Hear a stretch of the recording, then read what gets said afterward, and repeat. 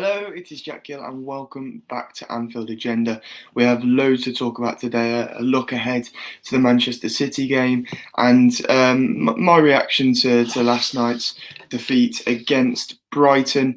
Starting with that, obviously, at the time, I think everyone was angered by the performance, disappointed with the result and the fact that we are now most likely out of the title race.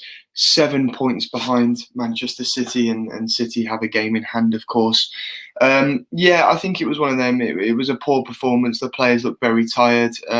We've had injuries, which I think are to be expected. The way Klopp sets his side up, and the way these lot have been playing for the past 3 seasons, there was bound to be a dip, and especially after the way last season ended with the big break and halting the season due to the first lockdown and the coronavirus pandemic.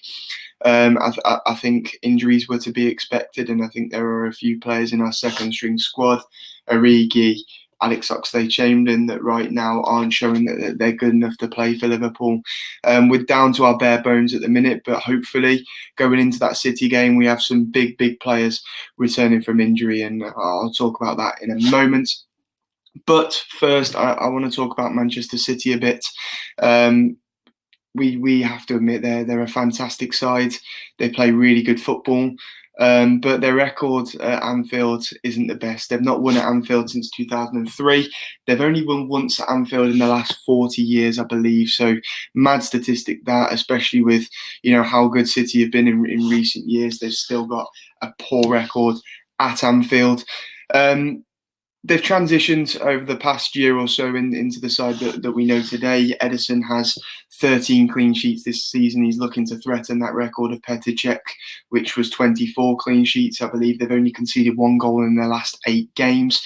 They've transitioned from this fast, quick-flowing, deadly attacking side that we've known Man City to be in recent years to a side that still has that in their locker, but they're a lot more defensively robust. Ruben Diaz has been a fantastic signing for them, has brought the leadership at the back that they've missed in the absence of Vincent Kompany since he left to go to Anderlecht. And as well as that, he's proven to be a colossal centre-back and an extremely good signing. He's also managed to bring form out of John Stones, whose City career looked dead and buried. And at the minute, those two as a partnership have been keeping out Aymeric Laporte, who for the last couple of seasons has looked one of the best centre-backs in the Premier League. So I think that shows just how good that Diaz-Stones partnership has been so far this season. Cancelo's position is a really interesting one as well. Looks like he's playing right back, but he's all over the park. His heat maps in some of their games against lesser opposition is absolutely mental. He almost plays as a right-sided central midfielder. Very complex position, and it's working for Man City. And I think Man City as a club and their supporters are probably the most confident they've ever been about winning the Champions League this season as well, because when you look at over 2 legs, usually you expect City to leak a goal, and we've seen in the past the away goals have really screwed Man City over. But now they've sorted their defence out, and they're in a really good position to do the Premier League and Champions League double this season. But how can we stop them? It's quite simply, these are the games that Liverpool will rise to the occasion. We'd started the year 2021 in a poor way. We'd been playing poorly. We'd been picking up poor results. We go to Tottenham away, knowing that 3 points are massive to keep us in the title race. We get them. We go to the London Stadium and play West Ham, beat them too, and produced a fantastic second half performance. And it seems to be the games against lesser opposition at the minute where Liverpool are struggling to break them down. And it wouldn't surprise me if after that dire performance against Brighton last night, if we see an incredible one against City, and we knock them off their fantastic form at the minute, and we go on to beat them. But it's one of them things. We look at the title race and what's going on there. We're 7 points behind. City have a game in hand. As I say, that they do look more resilient than they have been in the last couple of seasons. Most certainly, they're better at the back. And I do think whether we beat City or not, we might be a bit too far off to go on to win the title this season. However, it will give us a huge boost. And, there's a difficult run coming up now. Our next 4 fixtures: City, Leicester, Leipzig and Everton. We've got 4 very tough fixtures.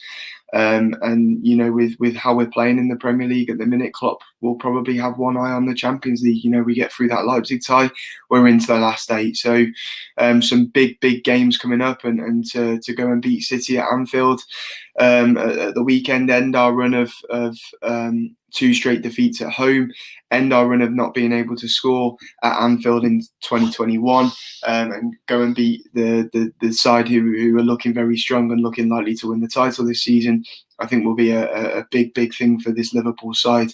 I mentioned at the start of this video, big players returning from injury.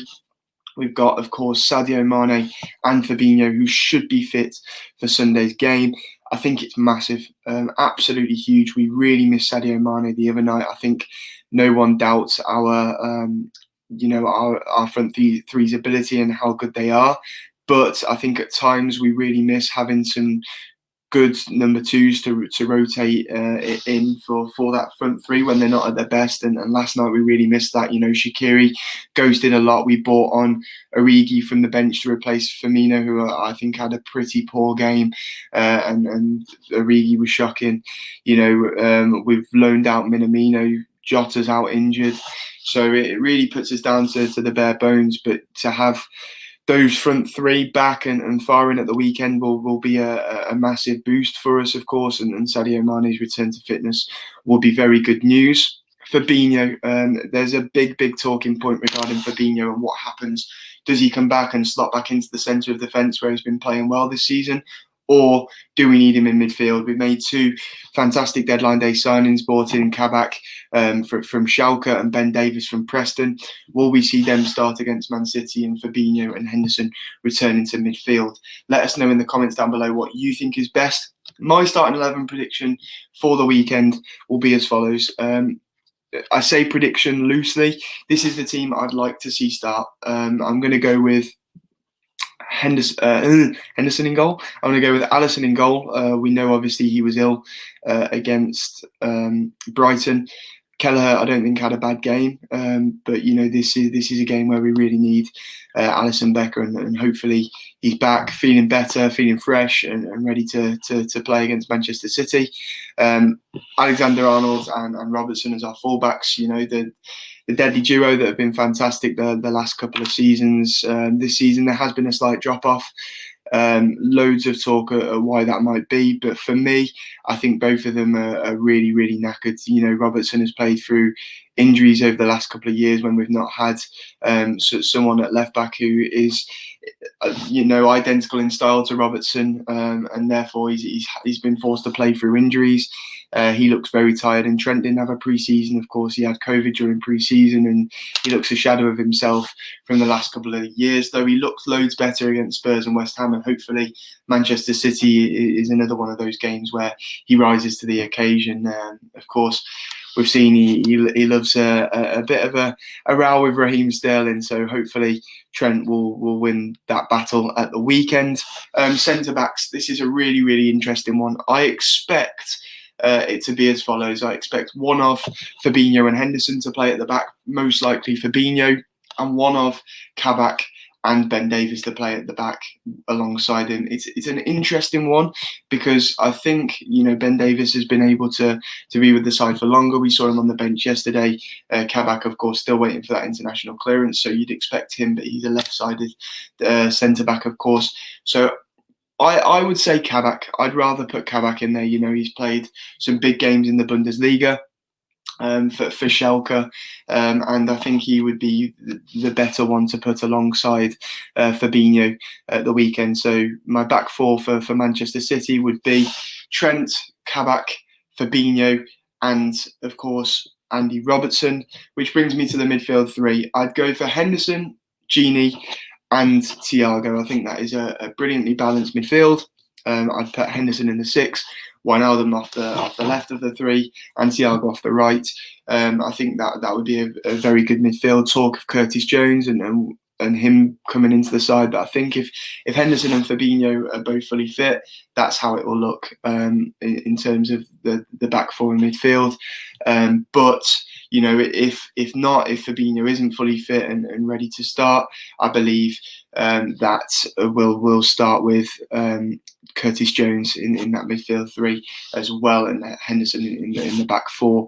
Though I really do think in recent weeks we have missed someone like Fabinho and Henderson in the midfield. So I would like at least one of them in midfield against Manchester City. And then, of course, that brings me to the front three, where I'd like Salah, Mane, and Firmino. Should Mane not be fit, I think we'll probably see Shaqiri in that front three somewhere. I hope it's Shaqiri. He's the best options out of what we've got at the moment anyway, though saying that, his performance against Brighton was pretty poor. So yeah, lots to look forward to. Some big games coming up. I say look forward to. With the way Liverpool are playing at the minute, it's dread really rather than look forward to.